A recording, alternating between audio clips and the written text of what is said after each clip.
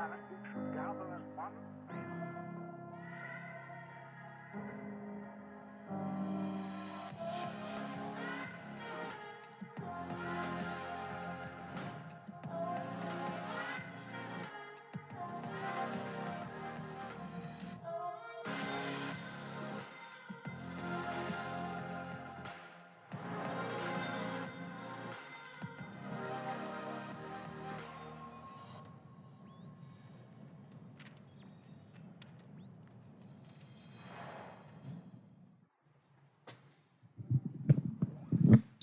Good afternoon.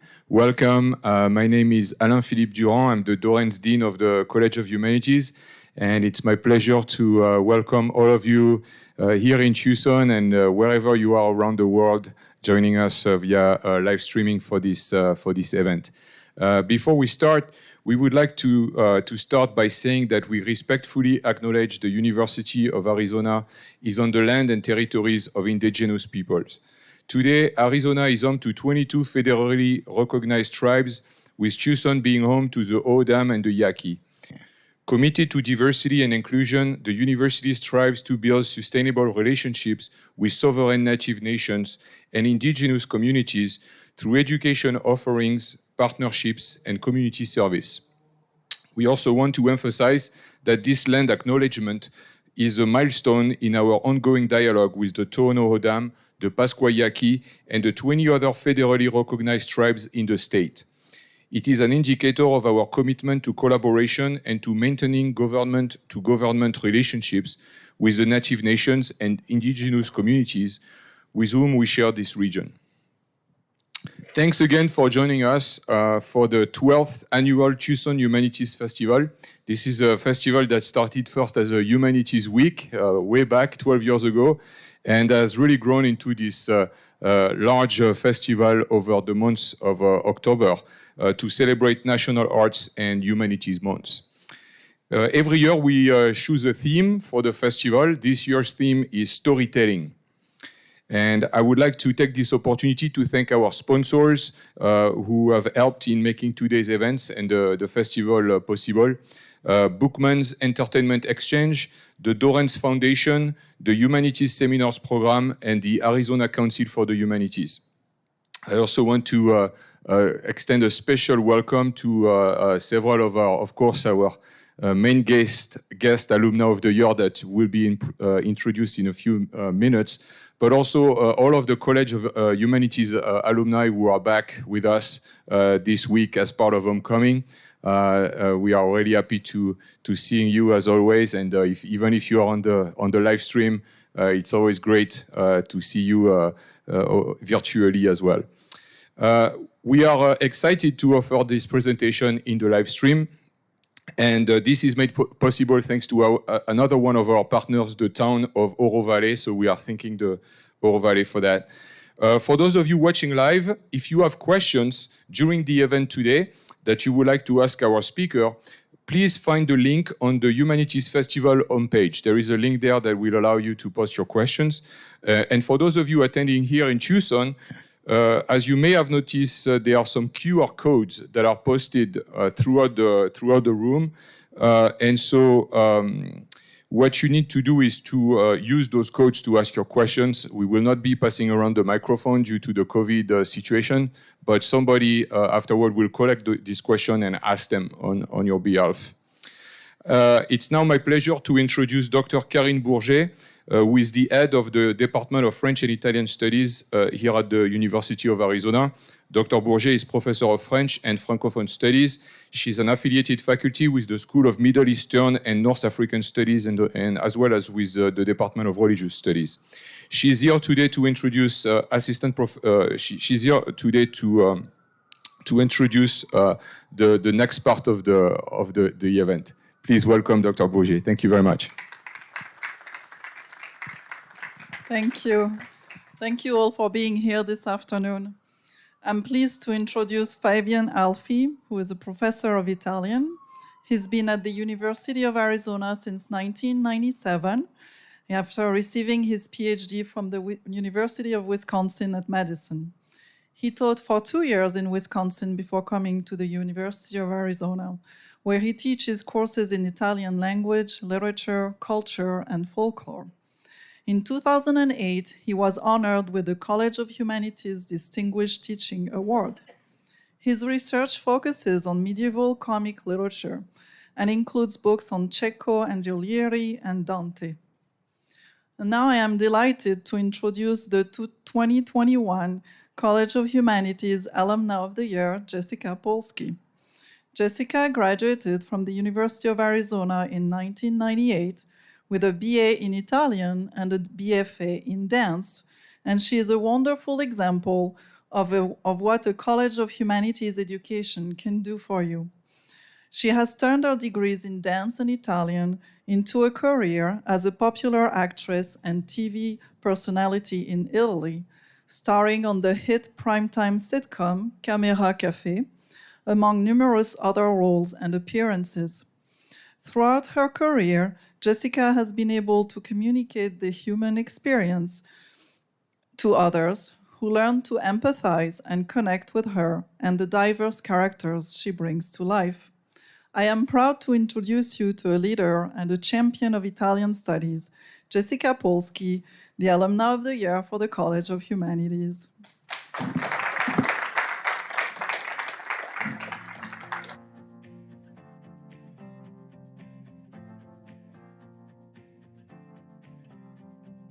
Honey, we got a moon that's full and a dance floor made of grass.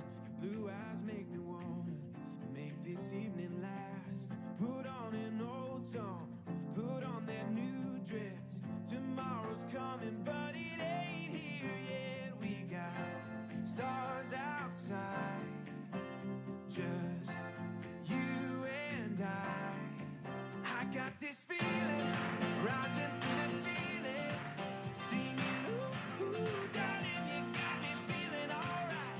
Let me show you how I was made to hold you. So lose your shoes and dance with me, dance with me, dance with me tonight. Dance with me tonight. We can just forget the deadlines, leave them in the 9 to 5.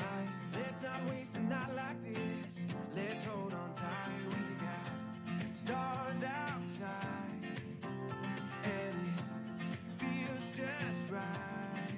I got this feeling rising through the ceiling, singing, ooh, ooh, darling, you got me feeling alright. Let me show you how I was made to hold you. So lose your shoes and dance with me, dance with me, dance with me tonight. Dance with me tonight. My heart beats fast when we're moving slow. Just one touch sends me out of control. Whatever you do, baby, don't let go. Just don't let go. I got this feeling rising through the ceiling, singing, ooh, ooh, darling, you got me feeling alright. Let me show you how I was made to hold you. So lose your shoes and dance with me. Oh, I got this feeling rising through the ceiling, singing, ooh, ooh, darling, you got me feeling alright. Yeah, let me show you how I was made to hold you. So lose your shoes and dance with me, dance with me, dance with me tonight. Dance with me tonight. Oh, dance with me tonight. Dance with me tonight.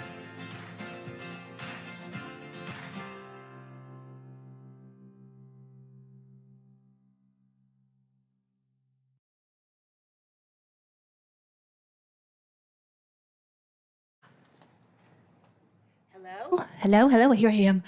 Oh my gosh. Okay, so I'm a little bit verklempt. That was really beautiful. Thank you. Hello, everyone. Hello, everyone at home. Ciao a tutti anche in Italia.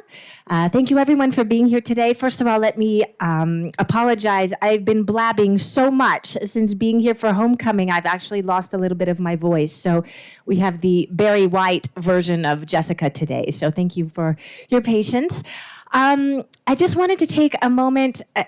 We're going to talk, as I understand, right, Fabian? We're going to talk. There'll be questions. I don't know what they are, but my story only makes sense if I can rewind a little bit, because it's very important to understand what took place prior to this, although this was awesome, and there's more yet to come. But so I was very lucky. I knew at birth, basically what I wanted to do. My mom is on the front row and she's nodding and saying yes. So there are home videos of me at age 4 saying, when I grow up, I'm going to be a dancer. This made life, on one hand, full of some, compromises and some sacrifices. I missed out on some stuff because I was always at dance class or traveling, but it also made things very easy because I had one destination. I had one thing I was going to do. And that was point A to point B. And point B was moving to New York and beginning my professional career as a dancer on Broadway. And point A was wherever I was in the 18 to 22 years before that. So it was very streamlined. That's all there was. All I had to do was align all of my choices with that one goal from the age of 5. So when I decided to come to the University of Arizona, it was not an accident. The deal I struck with my parents was, okay, you get to be a performer, but you will go to college. And I said, okay, so here's our compromise. I will go to college, but I can't sacrifice those 4 years of training. So I'm going to go to the university that has the best dance department that there is. And so that during those 4 years, I can continue to be improving what I do, so I'm even more ready to reach that point B. Remember, there's only for these years point A and point B up till now. So I did all my research, and the University of Arizona, there was hands down, there was nowhere else that had a dance department to the caliber of the University of Arizona, and still today, to be quite honest. So that made the move here and the choice here very easy, because it was still getting me to point B, and it was still aligned with what I knew I needed to do and achieve in this life. So I got here, and a performer's life in a university setting is very atypical. We're in classes and rehearsals and performances 7 days a week until 11 or 12 at night sometimes, and you can get really close to risking burning out, which was what I did not want to do because this had been my dream my whole life. So after my freshman year, I decided, okay, I come from this family of linguists. My entire family has studied abroad. They all speak multiple languages. I think it's my turn. I think I need to take a break so that I can come back to what I love and love it as much as I always have and get to point B, as had been the only plan up until then. And I said, okay, so maybe I'll take a semester off and study abroad. So I talked to my family, and there were some logical choices to study abroad. My mom and my brother had studied in France, and we had family friends there, and then my heritage is in Eastern Europe. There were all these kinds of things that would make sense, but none of them were interesting to me, and I couldn't explain exactly why, but I didn't want those. So I did what you did in 1996, which is probably going to be stunning to a lot of you youngsters out there. But we didn't really have the internet. We had these computer labs on campus that had these prehistoric computer-ish things that had a black screen and this sort of flashing amber text. And it wasn't the internet, it just was kind of a big paperweight. So what did you went to a physical place. I know that's probably shocking, but you took your body and you got on your bike and you went to the study abroad office, true story, and you sat on the floor and you flipped through physical brochures. So I don't even know if there's an office anymore because everything's online, but I was there for probably a month straight every day, sitting Indian style on the floor, flipping through brochures. And I think they probably got really tired of seeing me because I would take the bookshelf and just kind of throw everything on the floor and spread it out and open all the pages and see what looked good. So looking through, I said, gosh, I'm not finding, where should I go? Where should I go? And I flipped open one and it said Italy. I said, Italy? Well, what do I know about Italy? I don't know anyone there. I don't speak any Italian. I said, well, I know two things about Italy. Really good food and really cute boys. And I even bagged one of them, who's here in the front row. But that evidently was enough because I started to hone in on this idea of Italy. And I called my mom and my dad and my brother with all of their traveling and studying abroad experience. And I said, what about Italy? And they said, Italy? Well, we don't have any connection there. What? You would just show up there. We don't have anyone, And I said, I know. Well, I think I'll do that, though. So Italy it was. And I showed up in Italy, and I had this incredible, incredible experience at a language institute there. And I danced with a dance company while I was there.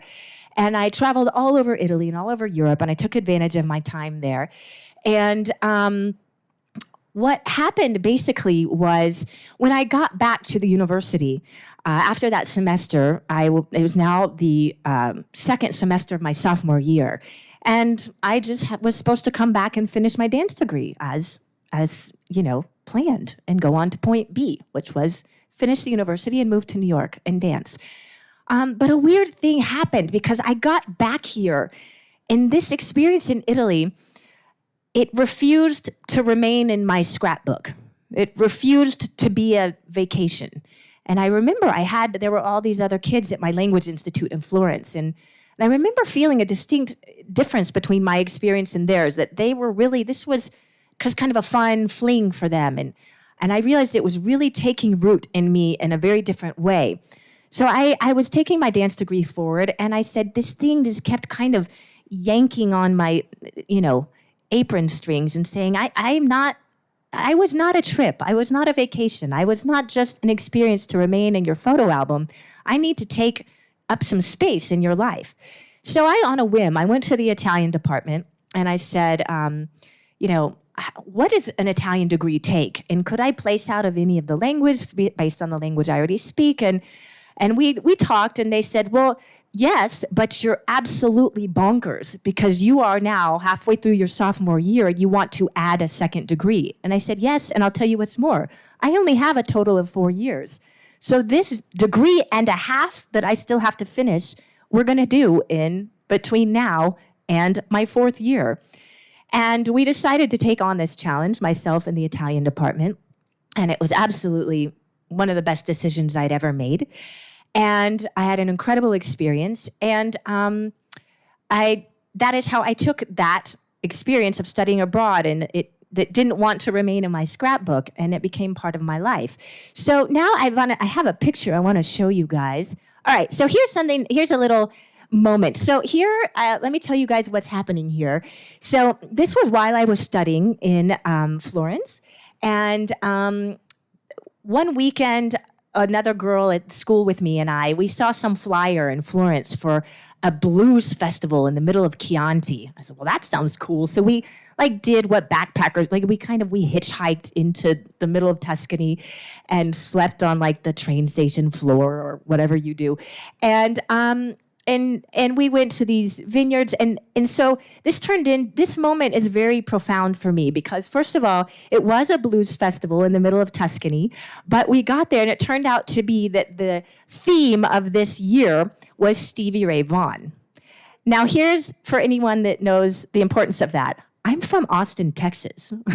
Stevie Ray Vaughan is our baby. We have a statue of him in the middle of downtown, and what are the chances that an Austin, Texas girl is in the middle of a vineyard in Tuscany and there's a blues festival that's Stevie Ray Vaughan themed? So I was already had my kind of antennas up. I said, this is kind of a weird, mystical experience. I also, side note, discovered that Stevie Ray Vaughan in Italian is Stevie Ray Vagon. So that bothered me a lot, but I didn't correct them. I stayed quiet, even though they called him Vagon all night. But anyways, so here is what's important about this picture for me, dancing in the middle of a vineyard.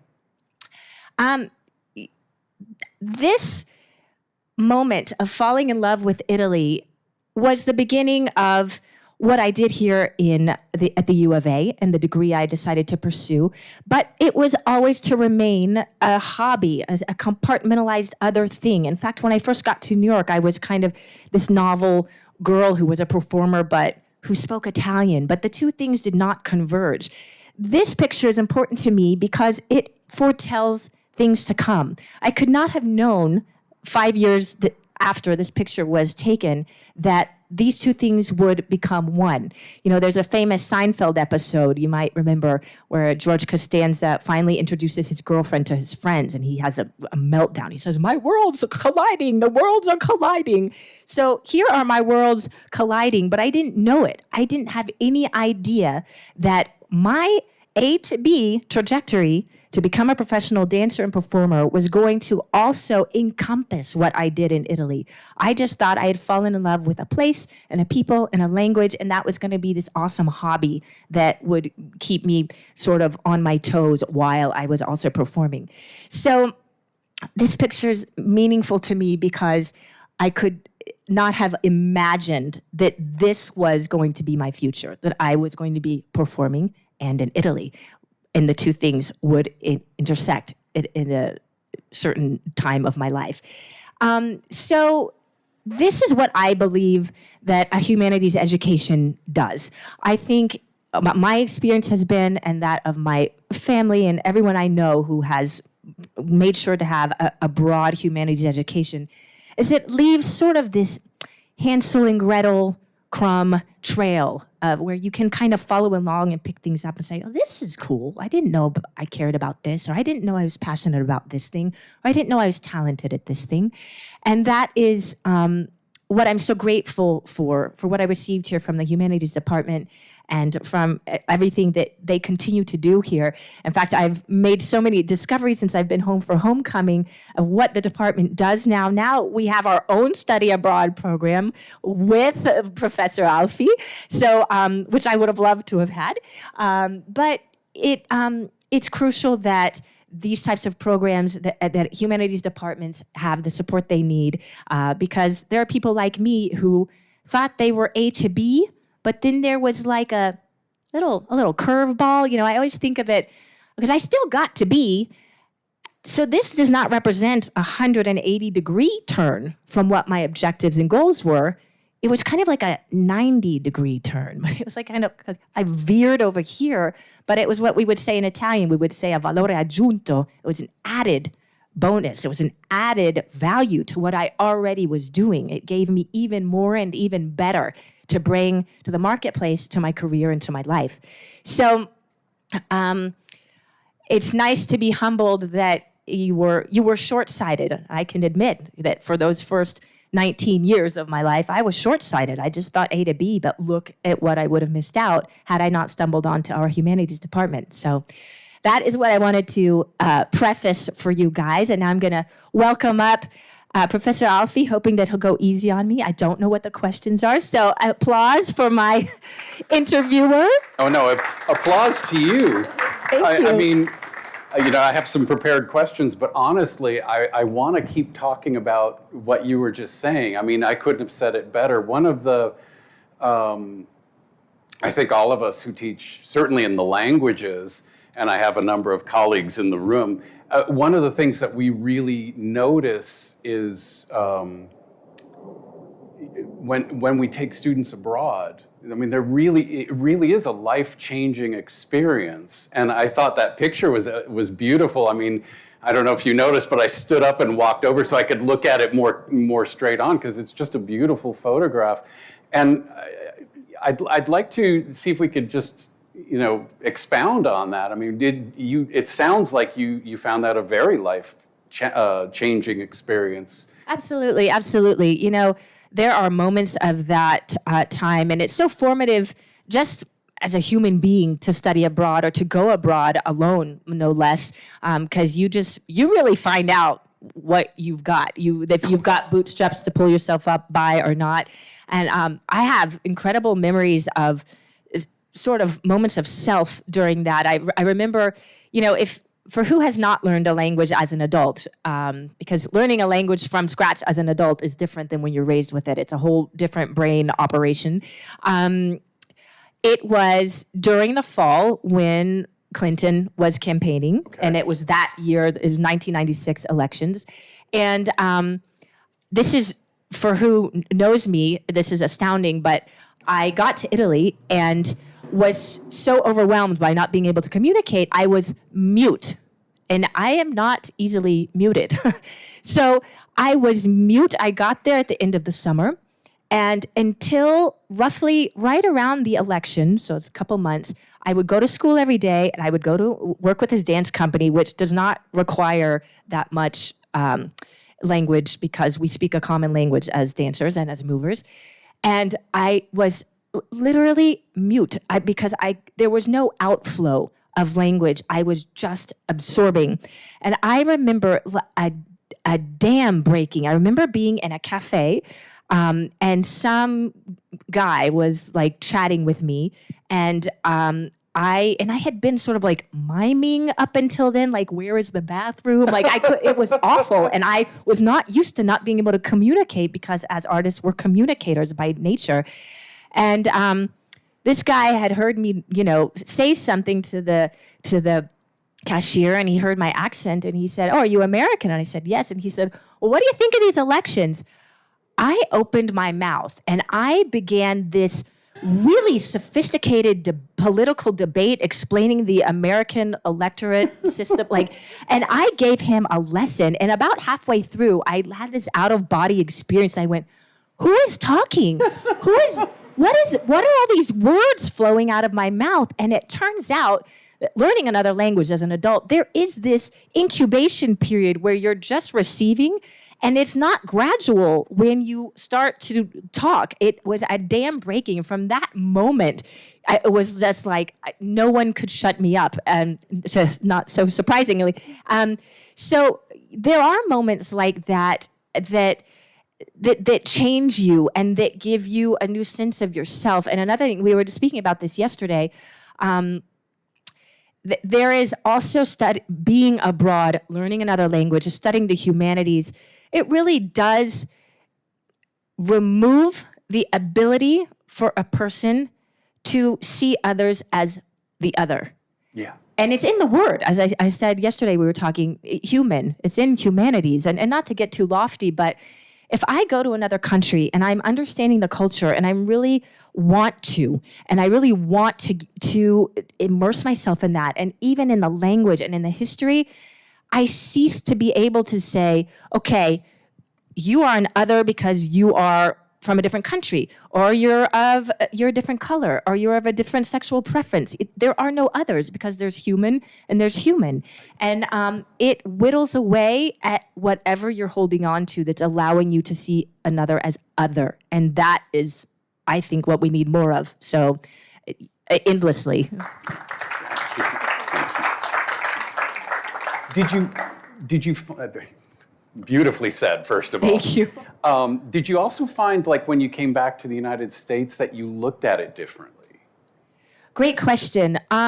Every time I come back to the United States, I look at it differently. That was 1996. Mm-hmm. And I, went on. I had my years of being based in New York and my career there and being on tour throughout the world with musicals and all kinds of things. And then this past chunk of my life, these 10 or 15 years where I've been primarily working on television and in film in Italy, and coming back, and within that I had periods of time when I was back in New York and what have you. It hasn't been constant. Every time I'm different. America is different, very different. Italy is different. It's just, we're all moving targets. And so, and never more than now, the entire planet has lived the most bizarre 2 years. And so we're all changed. But definitely I did that first time back after that first trip abroad, which I hadn't ever been abroad prior to that. I definitely came back and went, okay. And I did see things very differently. And that set the course for me to be open to see things differently from then on. Yeah, I remember just for myself, the first time when I came back looking at the American dollars, they're all the same shape and the same color. How do you know what they are? Yeah, exactly. exactly. Yeah, exactly. So I want to talk a little bit about your experience as an Italian major. As I mentioned before when we were having lunch, you finished the same year I was hired here. So we just briefly crossed paths, although I don't think we ever met. But you knew a lot of the people that I was first working with, and I'd just love to hear your experiences. Your what that was like. Well, one of the things that is so special about going through the humanities department or through the languages and to the top levels through to a degree is that there's sort of a natural selection process that people drop out as they decide, well, this isn't for me, or what am I going to do with this, or never mind, I want to be, whatever else in life. So by the time you get to the 400 and 500 levels, there's like a handful of you, right? So the classes get really cool. They just become these sort of rap sessions, and then you realize you're learning, even though you're just kind of sitting around talking. So my favorite memories are those last couple of semesters when I had gotten to those, the most advanced levels of everything from language to literature to politics to art, even the settings. I remember Dr. Spera would take us. We'd just go out on the mall, and I think he's watching. Ciao, Dr. Spera, le voglio bene. We'd go out on the mall, and of course, those of you who know him, he's the most phenomenal human being, but he's very elegant. He's a gentleman from Florence. But we would go out on the mall and sit in the sun, Indian style, on the grass, and we're all kind of like gross students, right?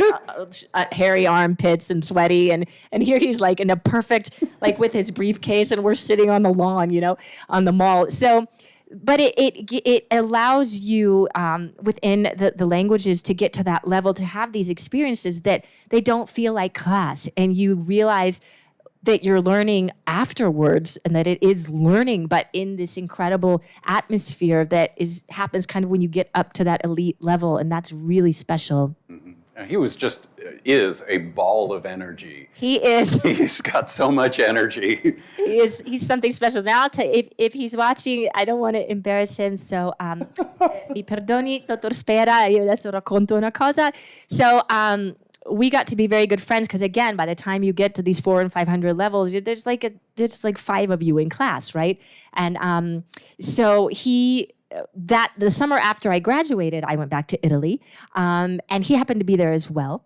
And I went to Florence, and I had told him that I was going back to Florence, and I went with my father as well. And he insisted on meeting up with us in Florence. And he's a native Florentine, and they are extremely proud of their heritage. So in Italian, we say campanilismo. So campana or campanile in Italian is the church tower, the bell tower. And someone who is campanilismo, it's a sentiment of love for their home church tower or their hometown. So and Florentines are famous for this, and he's very proud of his city. So he met up with us one night. First of all, he got my father absolutely blotto drunk. He had filled him full of wine and was holding him up by his shoulders. But then we are walking around Florence, and he said, well, now we have to go eat. No, we have to go We walk eat. up to this. You drink first. Right, bad idea. So we walk up to this closed, it just looked like a garage with the metal shutters closed, and he did a secret knock. He was rap. And this chef guy peeks up under this secret code, and he opens it, and so Dr. Spera and his friends, and perhaps his wife was there, and myself and my father and maybe some other friends, we snuck under this secret door, and there was one of Florence's most renowned chefs who we were in his kitchen or something, and he cooked dinner for us. So, but this started at the U of A. This was a relationship that was born here. So that's why I tell this story, and to talk about how much I adore Dr. Spera. So that's great. What a great story. Thank you. So I want to talk a little bit about your career. So you got your degree. You then went to Broadway, and you were in I saw it earlier and I'm drawing a blank. You do not have to memorize my resume. Yeah, I promise. But why would you go from Broadway to Italy? What induced you to move to Italy, and what was that like? You know, that's a great question. And yesterday at the Alumni of the Year award, when I accepted my award, I used the term, I just followed the yellow brick roads. And that's the best way I can describe it. I did not make any decision. They showed up at my door and I had to just take them. So when I got to New York, I had a number of absolutely brilliant years of working and a lot of, so for those that might not know, New York is such the mecca of musicals that productions from all over the world hold their auditions there. They come to New York to find their performers. So you could do 10 auditions a day, and maybe only one of them is for New York. 9 of them could be for anywhere in the world that they've come there just to find performers. So without trying, I kept getting hired for tours that were taking me back to Europe. So I would kind of be in New York and I'd go to an audition and they'd send me on a tour throughout Europe for 9 months, and I'd come home for a week and do some laundry, and then someone else would send me back to Europe. And those were years with really high highs and lots of strange lows. I was on a stage in Munich, Germany on September 11th. It was just a weird time, but I was in and out of New York a lot and working, thankfully, so well and a lot.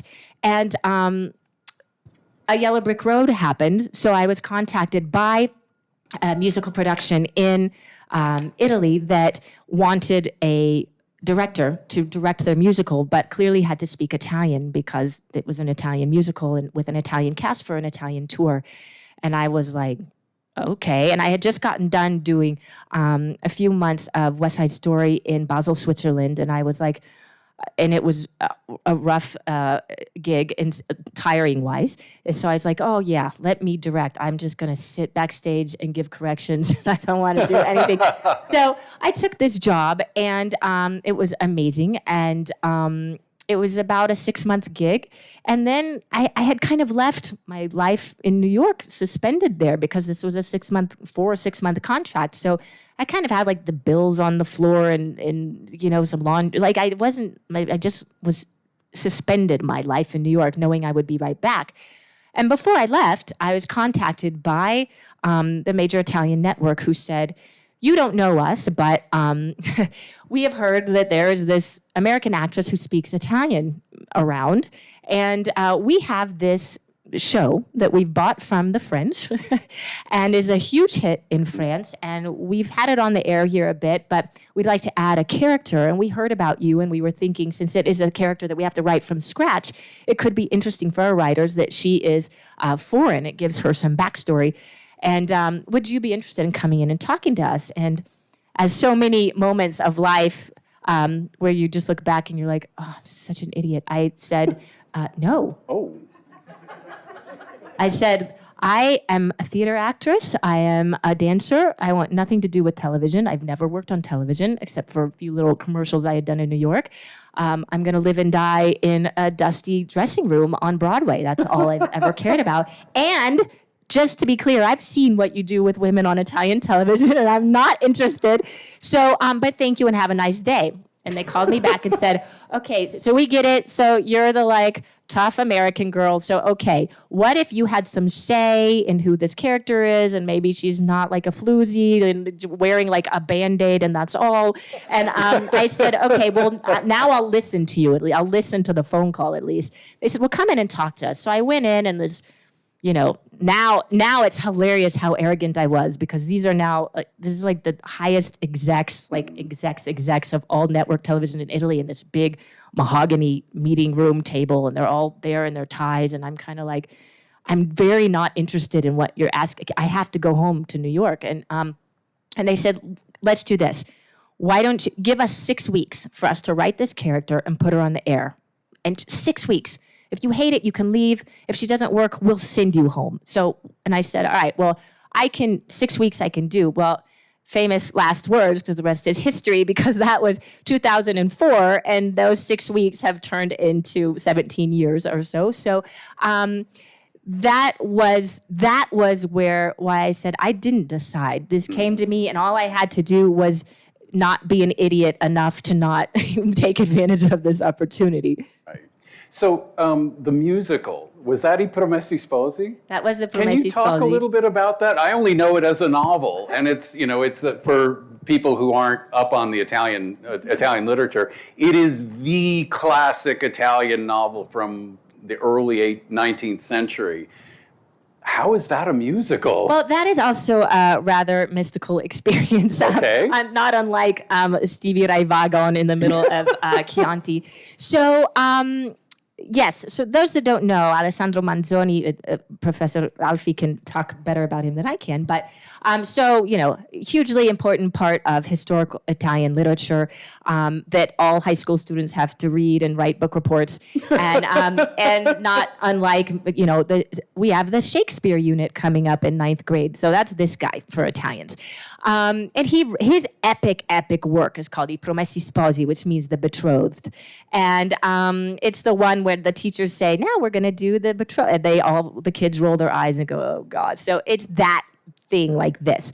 So there is a very well-known theatrical producer in Italy who's based in Naples named Tato Russo, who was the head of the Teatro Bellini in Naples, who writes original musicals. He had written an original musical, so all the music, everything. And this is a huge period piece like Les Mis. Yeah. I mean, hundreds of people on stage, period costumes, huge sets, immense music that had been written just for this show. Orchestrate, like 100-piece, like immense. So the funny part of this story, getting back to us, is that when they called me, they said, so here are the boxes we need to tick. Director, expert in musicals, that's you. Can speak Italian, that's you. Okay, so the third box to tick is that, of course, we would never expect for some random chick from America to know anything about this show because it's based on a work of literature that you would never have heard of. And so you're going to also have to backpedal a little bit and read up on this. And I went, guess what? I have a degree from the University of Arizona, Italian department. And with Professor Ron Turpening, I studied this book inside and out. It was part of like all the years I studied, and up until the final, I might have written like a thesis. I mean, I like studied it. And there was this silence. It was like, what? And I said, I love to surprise people that way. Like when they underestimate, you know what I mean? That's the best surprise is when they've underestimated you. So I said, I tick that third box as well. So I showed up at that theater on the first day of rehearsal, which also for those that don't know, showing up in Naples in a theater as a woman, and I was also even quite a bit younger than now, and being the boss is not easy to have authority.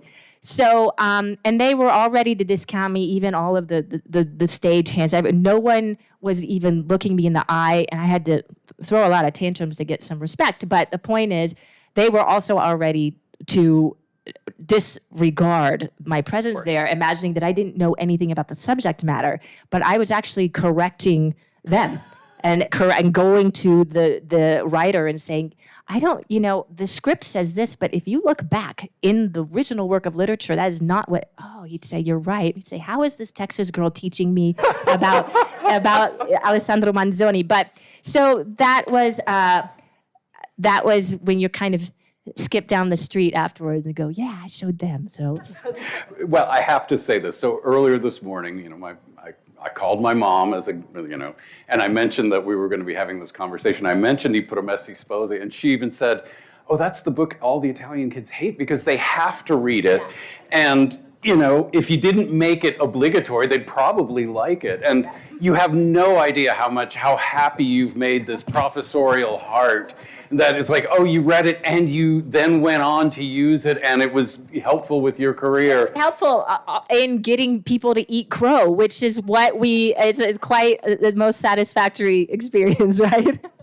So would you talk a little more about, I assume you're the only, or one of the only people who've actually had the experience.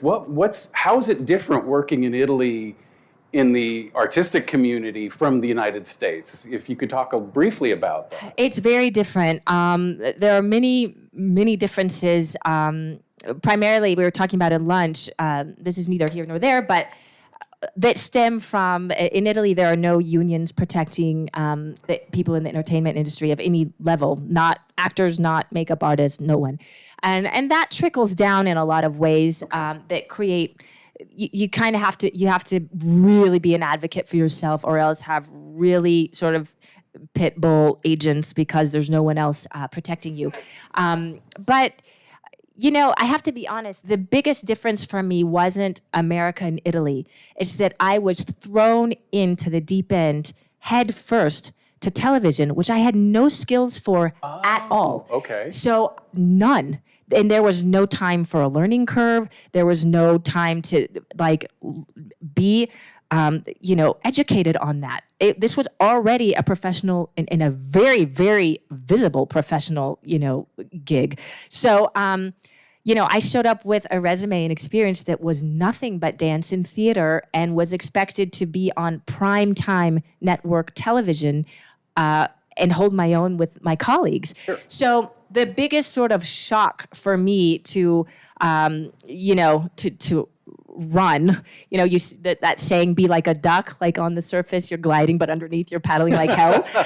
That's what I was doing. And that was the biggest difficulty. So that could have been Italy or anywhere. That wasn't the deciding factor. Can I, since we definitely have students here, and of course it's a dream of every language student to live in Italy, any words of advice or, people, always ask me, especially Italians, strangely enough, where do you prefer? Italians always ask me, where do you prefer? And I say, you know what? There's pros and cons anywhere you live. Italy gives you, here's what I would say. I was very lucky because I always describe New York to people when they say, what's it like to live in New York? I say, New York is like being in an abusive relationship. You have someone who mistreats you all day, but then they show up with flowers, okay, and you forget it all. And it's such an unbelievably intense experience of highs and lows that it's emotionally exhausting to live in New York City. So that is what you need to live in Italy, is the experience of a place which has a personality like a human being, and that the amount of patience you need, because what will drive you to lose your mind, also that much will come back to you in what it gives. And New York is the only other place in the world I've ever found that does that same thing that Italy does. So try out New York first. If you can handle that intensity, then you can deal with Italy, because that's more or less what life is like there. Love and hate and love and hate and love and hate and patience. Awesome, thank you. So you're back in the United States now. What are your plans? Myself and my husband, who's a filmmaker, who is Italian, we're both artists and we're both nomads, and we're back in the United States, but we don't live does an artist live really anywhere? You just, kind of hang up your laundry in one place today and a different place tomorrow. So we are back, and he has plenty going on in Los Angeles, and I am looking at things to do here and back in Italy, back and forth. And now that the world is opening up a little bit, back and forth becomes now possible, where it hasn't been for a little while.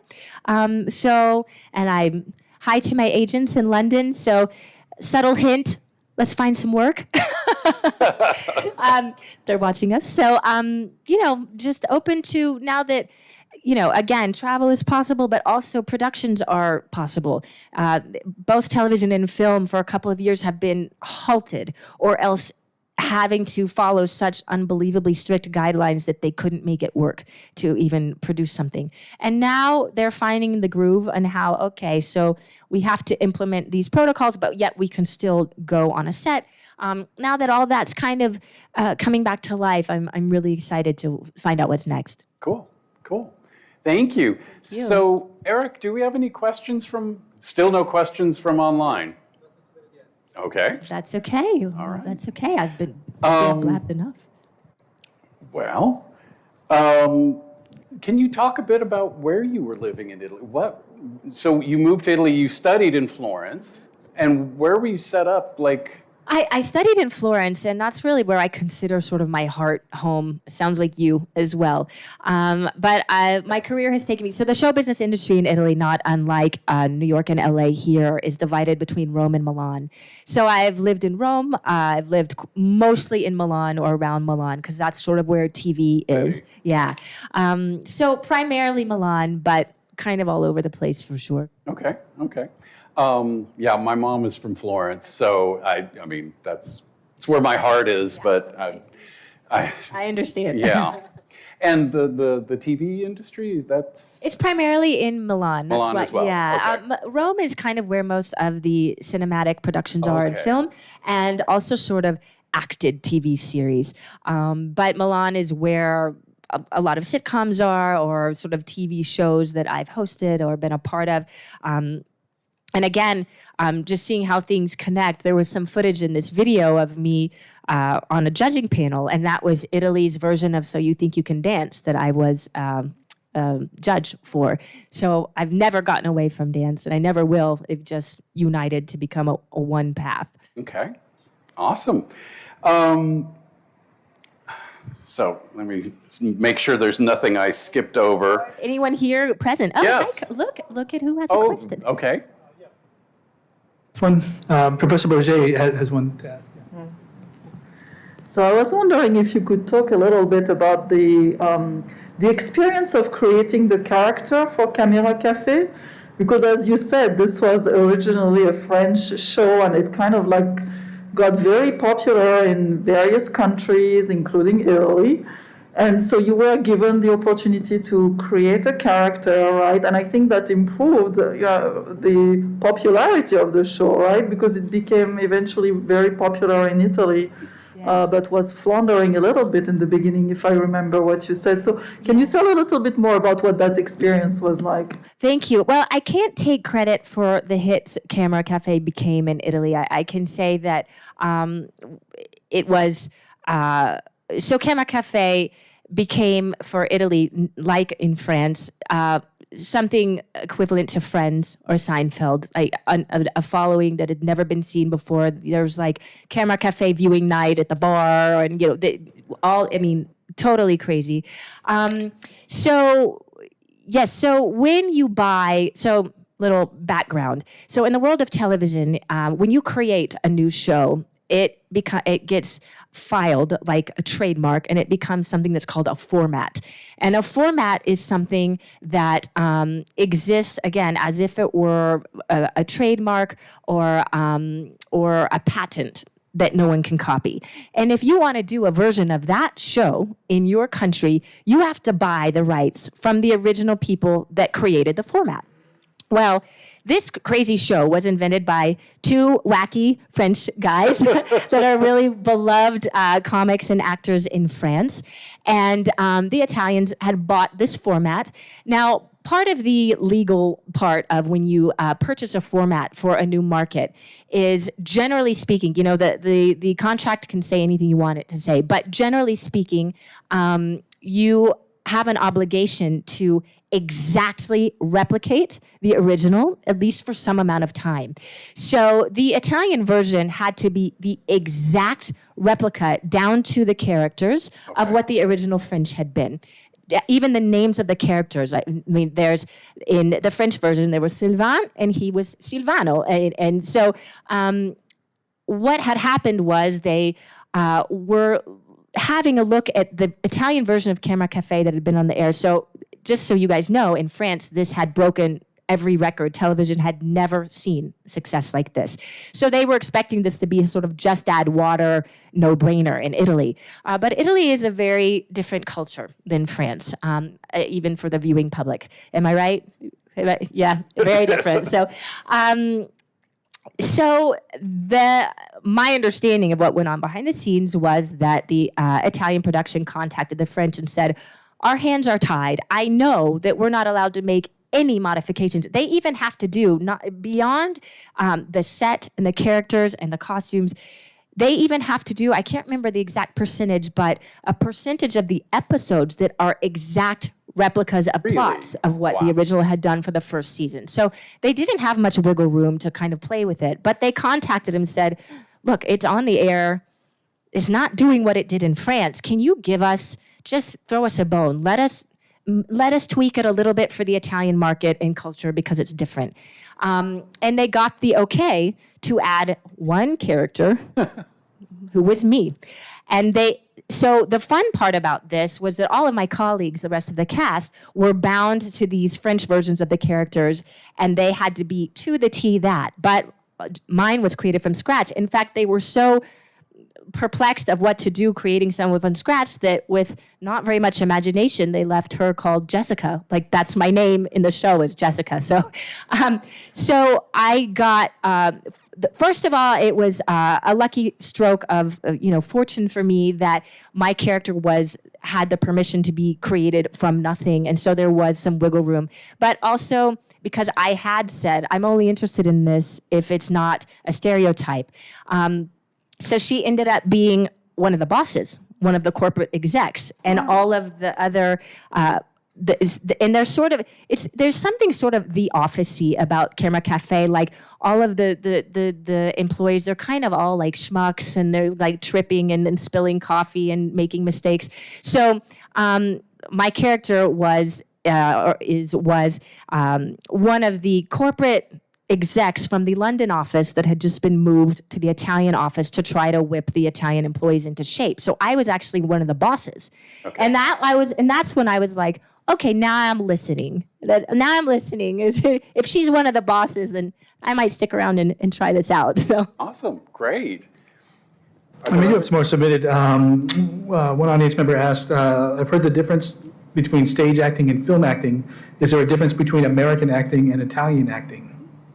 That's a good question for my husband, but I'm not going to drag him up here because he's a film director. He's directed huge Hollywood names, but also in Italy, Italian actors. It's a stereotype that Italians are maybe a little more prone to melodrama and overacting and less nuance. But again, I think that's a stereotype. I think a lot of my colleagues are coming to America to studying some acting techniques that are more nuanced and less sort of soap opera-y.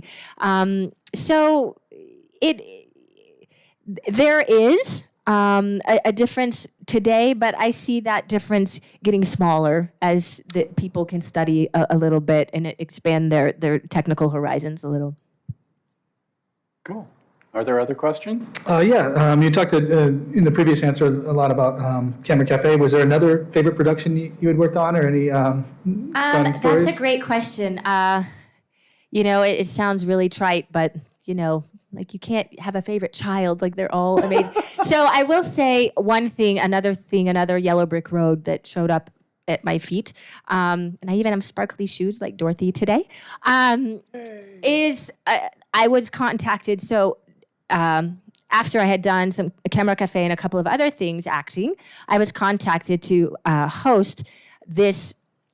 Historically, it doesn't exist anymore, but there is historically one of the biggest events in Italian television since the 60s or 70s.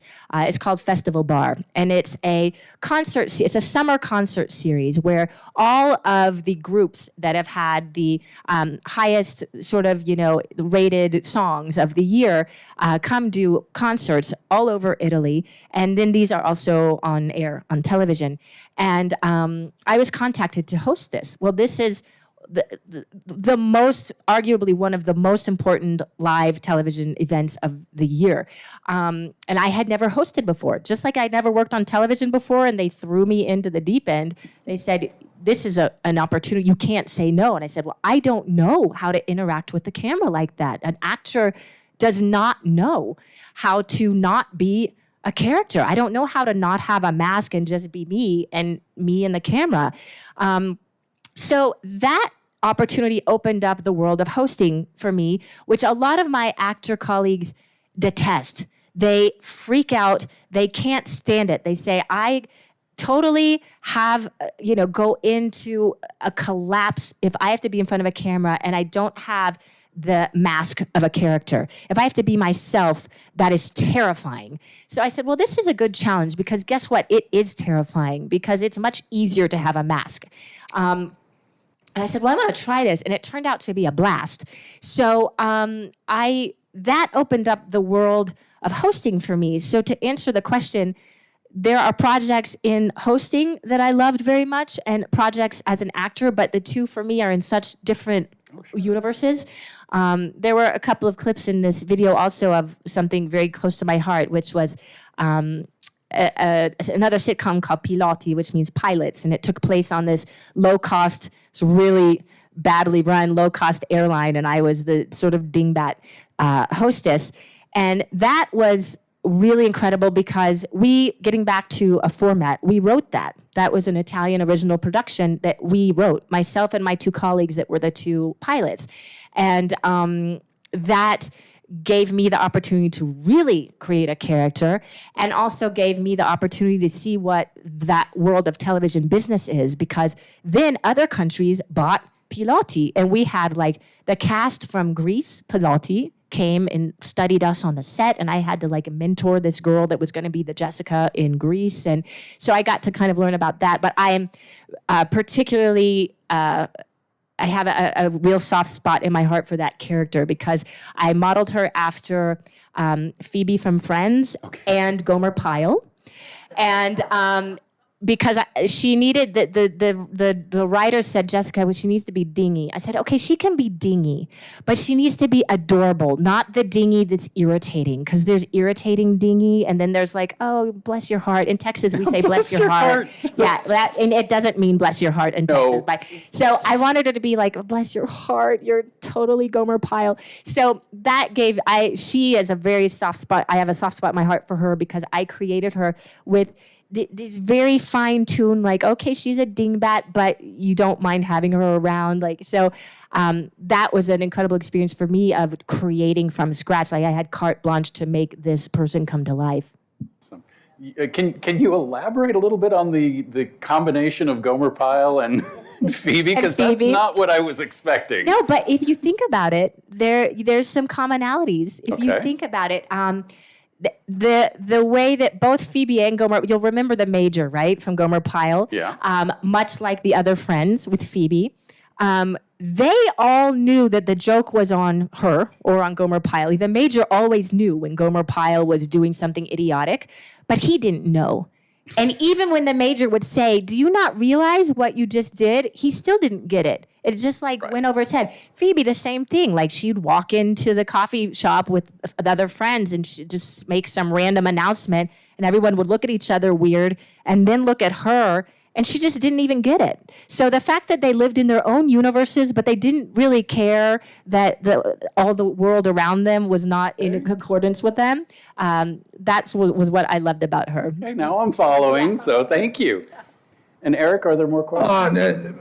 I have one, not from the audience, but from the college that the college knows a little bit about some of the awards that you've won in your career, including the cultural ambassadorship from the Italian Parliament. Can you talk a little bit about that award and what it means to you? Thank you. Another yellow brick road. This is why also I have agents, because I don't like to brag on myself. This is sort of embarrassing, but I will talk about it because I want the university to know what they've made with their humanities department. So the Italian Parliament has an office dedicated to Italy-U.S. affairs. That's all they do, and it's comprised of politicians and policymakers and also just ambassadors, and they do legitimately important things, and there are tax trade things to come up with and they do things just to keep the two countries as close as they are and as friendly as they are.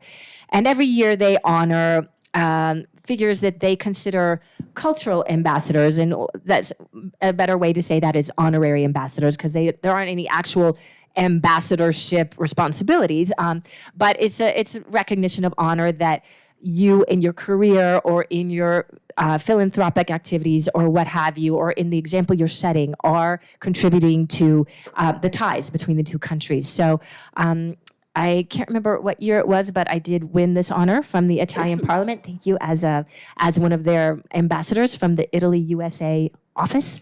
And I got to go to Rome and be in this really scary big room with all the politicians and stand up with Presidente Napolitano, who was the president at the time, and it was a lovely honor because it was based on sort of a global view of what I had done, including the philanthropic work I do in Italy, and that doesn't get recognized in your work as an actor. It's sort of a separate thing. So that was a really incredible moment that I got to have and that I'm reminded of to this day. So thank you. We have one that just sort of deals with students, and I don't think this is relates to your college experience, but I'll ask it. Do you have any advice for a student whose family doesn't necessarily agree with their passion they want to pursue? That is a great question. I have my mom on the front row, so I have to be a little careful with this. No, I'm kidding. I was really lucky. Both of my parents passionately supported what I wanted to do with my life, even though I come from a family of obscenely brilliant human beings, but very academic. And they had never had a little baby artist on their hands as kind of little black sheep, but they supported me since I was a little girl.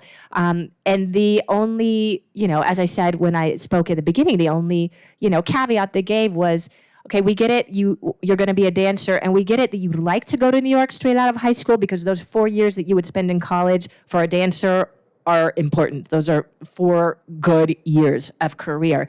But you must go to college. And I think ultimately they didn't have to twist my arm that much because I wanted to go to college. I had incredible examples in them and in my brother, who is my hero, who's watching at home, who lived his adult life obsessed with higher education and got all the education one can possibly receive, and now he gives it as a professor. So I had a lot of wonderful role models for that, and so it wasn't that hard to convince me, but it did take compromise. So I think the answer is some amount of compromise to find out what would allow you to reach your goals, but also would keep them comfortable, and also just remembering that if they're busting your chops, it's just because they're worried and they love you and not for any other reason. Thank you. One question goes back to your first job. You mentioned it was difficult to at first be seen as someone with authority in Italy. Have you seen the culture change since then in regards to women in leadership roles? Good question. There are a lot of women politicians in Italy. There are a lot of women politicians in Italy and a lot of women in positions of power. The show business industry is a separate universe, and that's not necessarily typical to Italy. It just is in general in the world, but specifically in Italy, it's a tough place for a gal, and I think also, I was young, I was foreign, so they didn't have any reason to think that they needed to respect me. But I think nowadays that there is a little bit. I know that there are some of the heads of networks are slightly, there's a few more females here and there, but Italy typically, unfortunately, in that regard, is quite a bit behind America in other things as well. But certainly, I would think of the sort of positioning of a woman in the workplace. It's a little behind. Did you find any difficulty being in the public eye while in Italy? And was there anything about the Italian degree from the University of Arizona that may have helped you prepare for that? Good question. So funny story. Getting back to the fact that they just ran out of creativity and left my character called Jessica on Camera Café. This was weird because the first episode I ever did went on the air, and the next day I was at the grocery store. And so you have to, first of all, my character was kind of a tough broad. Okay, she's rough on the other employees and kind of like a school marmish type lady. The next day, I was at the grocery store, and I don't want to use curse words, even in Italian, but this woman behind me in line, the cash register, said, "You're that bleep from Camera Café." And I went, "What?" She said, "You're Jessica." And she said Jessica, and that's the reason I turned around, because to me, if someone's saying my name, they know me. So I turn around all Texan about it, like, "Oh, who knows me?" Or Texans were like that, right? And it turns out to be this complete stranger, and she says, "You're that bleep." And she's mad at your character. Yeah, she's mad at my character, but my character's named Jessica. So that turned out, as a first television visible acting experience, to be an added difficulty, because there was no space between me and the people that would call my name. And I learned later on, the more acting I did, that when someone would say, like my character in the airplane sitcom was named Josephine, when they'd say Josephine, I would turn around and I would know what walls to have up, which you have to some amount. But when someone said Jessica, like, I don't have any walls, because I'm like, that must be a buddy. So Camera Café set me up for a little bit of difficulty because of that, and because I had no experience in it. Because here's the deal, good, bad, or ugly, whether it should or shouldn't be like this, you don't get famous doing musicals. You're not recognized in a grocery store. I had no training for what it meant to be recognized by strangers and approached by strangers and strangers that have opinions about me. I had no training with the press. I had nothing. No one had gotten me ready for this, because I just wanted to dance. And it's just not something that comes up, unfortunately, when you're, with very rare exception, when you're a dancer or a musical theater actor. So I also was another, like, sink or swim, figure out what to do when people recognize you in the grocery store and there are no boundaries and you don't know how to set that up. So that was another area where I had to learn by making mistakes, and I had no one that could teach me. And now I know, and now I like to mentor other people who, from day to night, like one day to the next, are have some notoriety, because no one gets you ready for that. But that I think my sense of, again, getting back to what I said before, human in humanities, like I was able to see, okay, well, this is a form of admiration. I can understand where this is coming from. I can have some amount of awareness that, again, those are tools you get from studying the humanities. That this person, this is their way of admiring me. I'm extremely uncomfortable. I don't know what to do, but it is a form of admiration. So in that way, I think definitely I could apply what I learned here.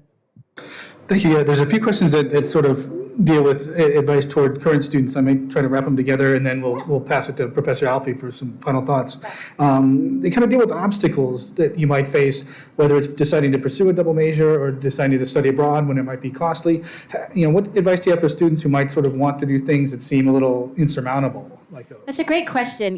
When I teach master classes in musical theater and in acting and television all over the world, and it's a great love of mine. And I tell people, the so-called millennials, there's all this terrible, like, oh, the millennials, they're lazy, and they're like I don't buy into any of that. I just think it's a different age, and every age has its pros and cons. I think it's crucial, especially with a humanities degree, that people have ingenuity and a lot of independent sort of fire under their hiney's. Why is that important? Because there are degrees that are directly, really easily transferable to the job market. But sometimes a humanities degree is a little more nebulous. So I think the importance of someone today with a humanities degree being really resourceful and really a self-starter and going, okay, it's no one's responsibility but my own to figure out what to do with this and how to shape this education into a career or an income, is really find that inner push and drive to make it happen. No one will do that for you. And that's a bad rap that I hear that millennials get today, that they don't have a get up and go and that they're not self-starters, and I just don't agree with that. But I think those are the things that you need more than anything with a humanities degree to make sure that you can take these ingredients and turn them into a cake, because no one's going to hand you a law degree. That's a cake. It's already done. You just take it and you go to this law firm and you give them your cake and it's already cooked. A humanities degree is not necessarily that. It's ingredients and you got to do something with it. And that sort of self-starting drive is the biggest absolute advice I could give. Well, So much, and yeah, Professor Alfie, so final thoughts. thank you. I'm sorry we didn't meet in 1997, I 98, am but too. I'm glad to have finally met you. I am too. And please join me in thanking Jessica Polsky. Thank you. Thank you. Thank you. So that's it. Thank you. Thank you. Thank you all very much. Thank you at home.